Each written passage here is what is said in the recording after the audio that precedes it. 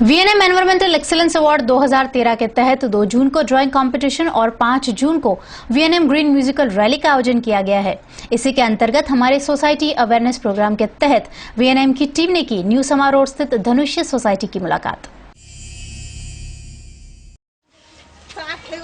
टामेटा बटाका भींडा कारेला बोलो बेन तू शाक लेवू छे?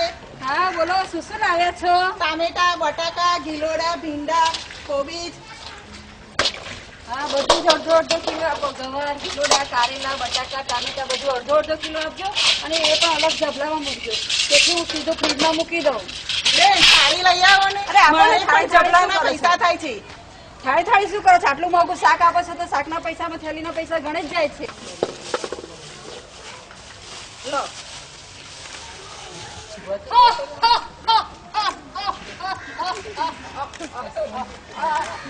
અરે બેન કેમ છો? અરે કોણ છે તું? નીકળ અહીંથી નીકળ। ઘરમાં ક્યાંથી આવ્યો છે? નીકળ બહાર નીકળ। તમારા થકી તો મારો જન્મ થયો છે। શું બકવાસ કરે છે તું?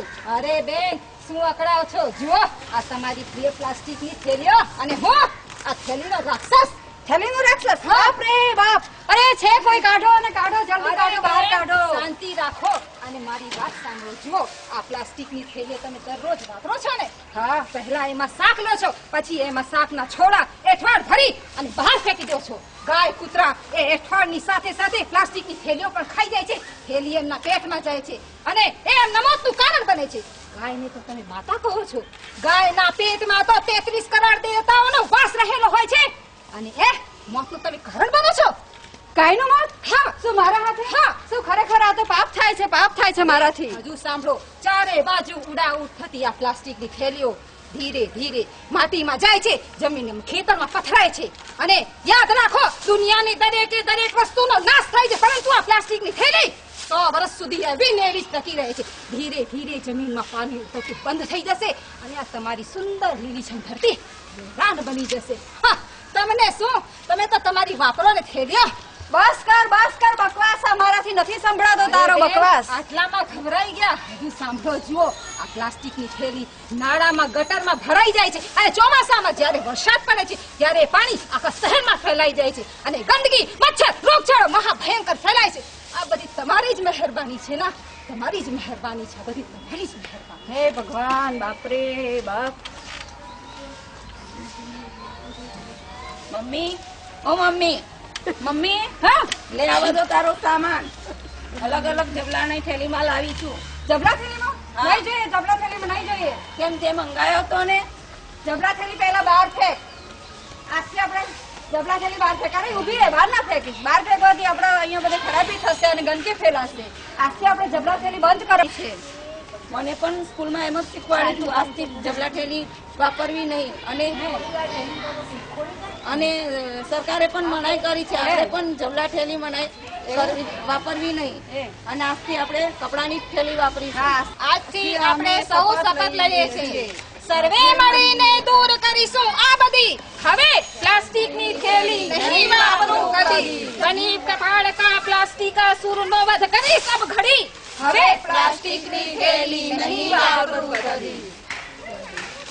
વૃક્ષ વાવો પાણી બચાવો, વૃક્ષ વાવો પાણી બચાવો, થાશે સુખની સવાર, થાશે સુખની સવાર।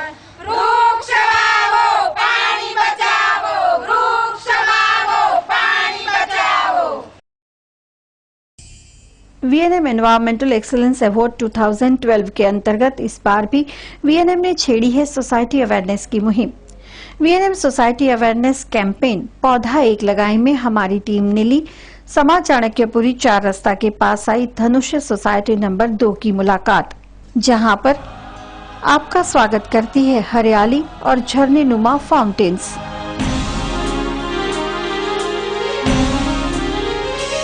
व्यक्तिगत रूप से सामान्य रीते सबके घर में थोड़ा बहुत जमीन होती है और कई लोग ये सोचते हैं कि भाई कुछ काम करना पड़ेगा, हमें उसको करना पड़ेगा तो टाइम स्पेयर करने पड़ेगा, इसके लिए अवॉइड करते हैं। तो अपने घर में भी हम जितना बन सके, जितनी खाली जगह हो, मैं यही प्रयत्न करती हूँ कि मेरे घर में जो है उसमें मैं ट्री उसमें प्लांटेशन करूँ, किसी भी तरह का छोटा बड़ा जो भी हो जिससे अपना एनवायरनमेंट सेव हो। छोड़ में रन छोड़ है, तो उस हिसाब से हम जो सोचते हैं कि भाई उस तरह से भी हमको एक मानसिकता रखनी चाहिए कि भाई ये एक प्राणी है, जीव है, जिसको हम मतलब बोते हैं तो उसके बाद वो उगना चाहिए, बड़ा होना चाहिए और अच्छा एक विशाल वृक्ष बनना चाहिए, जिससे वो लोगों को छाया दे सके, ठंडी रह सके और अपना एनवायरनमेंट ठंडा रहे। जो हम ग्लोबल वार्मिंग की बात कर रहे हैं अभी, तो ये दोनों प्रयत्न अपने सब तरफ से होने चाहिए और उसके लिए मैंने विस्तार में सबके सहयोग से, ये भी हम लोगों का मतलब कहना चाहिए कि ये जो समा विस्तार, जहाँ की मैं कारपोरेटर हूँ, 26-27 साल पहले से ये प्रयत्न चालू है। समा प्रगति मंडल के माध्यम से मेरे साथ जो यहाँ पर अभी उपस्थित लोग हैं, ये सब हमारे साथ उस समय जुड़े हुए थे और उस समय से हमने इस विस्तार को खूब ग्रीन बनाने का प्रयत्न किया और उसी का ये परिणाम है कि ये एक विस्तार खूब ही अच्छा विकसित विस्तार के रूप में यहाँ पर अभी एस्टेब्लिश हुआ है। मेरा पर्सनली ऐसा मानना क्या है कि जो बच्चों को एनवायरनमेंट के बारे में हम सिखाएंगे तो ये आइडिया उसके माइंड में प्रोपेगेट होगा, तो वो धीरे धीरे जब बड़े होंगे तो वो आइडिया एक्सपांड करके एनवायरनमेंट के लिए कुछ अच्छा करेंगे। यहाँ पर हमें कई तरह के नए नए सुझाव मिले। कई लोग यहाँ पर सोलर सिस्टम का उपयोग करते हैं। सोसाइटी की इंटीरियर लाइट्स सोलर से चलती हैं। कई ने मकान बनाते वक्त पेड़ों को नहीं काटा था। यहाँ पे जो पेड़ थे, घर बनाते वक्त पेड़ काटे नहीं थे, जो भी पेड़ थे उनको बचा के डिज़ाइन इस तरह से किया है कि सारा घर, पूरा घर बन सके। पर्यावरण को बचाने के लिए हमने 1008 वृक्ष लगाने का प्रण लिया है, जिसमें हम 200 वृक्ष लगा चुके हैं और बहुत सी संस्थाएं सिर्फ वृक्ष लगा देती है और चली जाती है। हमने ये नहीं सोचा है, हमने सोचा है कि जब तक वो पौधा जो हमने लगाया है वो युवा नहीं बन जाए तब तक हम नहीं छोड़ेंगे, उसकी देखभाल करेंगे 1 साल से 2 साल तक।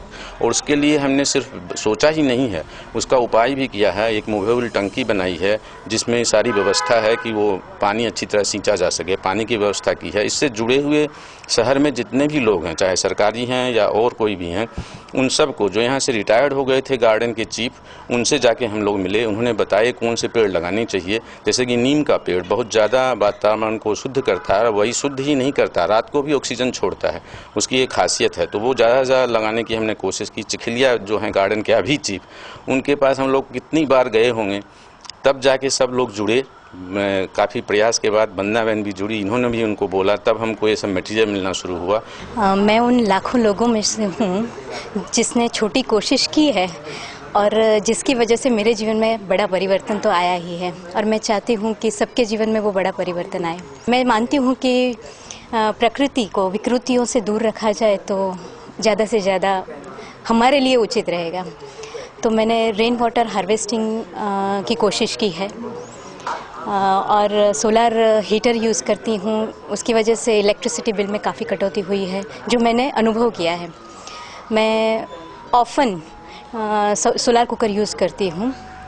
शहरी जीवन में रहते हुए भी मैं चाहती हूँ कि प्रकृति की बहुत पास हम रह सकें, इसलिए ये सारे मैंने इम्प्लीमेंट किए हैं। तो मैं चाहती हूँ कि लोगों को ये मेरा संदेश पहुँचे, क्योंकि कथनी से बड़ी करनी होती है। जिस विस्तार में विकास है, पर्यावरण का और स्वच्छता का ध्यान रखा गया है, उस विस्तार की ही कीमत ज़्यादा मिलती है। जिस विस्तार में पर्यावरण का ख्याल नहीं है, गंदगी है और स्वच्छता नहीं है, तो उस विस्तार की ऐसे ही कमी। तो अपने घर की वैल्यू बढ़ाना, अपने विस्तार की वैल्यू बढ़ाना वो हम ही कर सकते हैं। अमेरिका या इंग्लैंड आके अपना देश सुधारने वाला नहीं है, अपना देश सुधारने के लिए हम ही को खड़ा होना होगा। जैसे हर एक गेम में लोग कहते हैं कि catch them when they are young, मैं ये कहता हूँ पर्यावरण में भी वो पैदा हुए बच्चे से लेके उस उम्र से शुरू करो, ताकि उसको जब वो जवान हो तो उसके दिमाग में यही रहे कि भाई मुझे पर्यावरण बचाना है। Baroda has such tremendous number of trees. You take the entire palace compound was full of trees. Today not even 10% are there. Entire bank of Vishwamitri, both the sides about 100 meters there was trees, the row of trees. You see, entire premises of Sarabhai, entire premises of another company which is closed down where the malls are coming now. See, the malls are coming. All the trees are cut.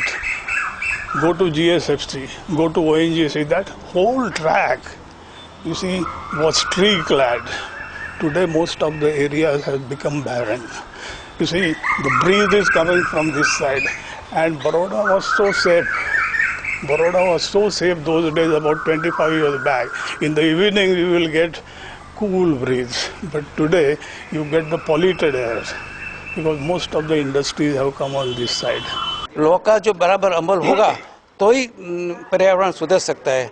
बाकी बातें तो बहुत लोग करते हैं पर्यावरण की, लेकिन पर्यावरण आप देखो तो दिन ब दिन खराब हो जाता है, इतना सुधरता नहीं है। बरोड़े के आसपास बहुत इंडस्ट्री है और बहुत इंडस्ट्री आ रही है, इसलिए सब बरोड़ियन को प्लांटेशन करना बहुत जरूरी है बस।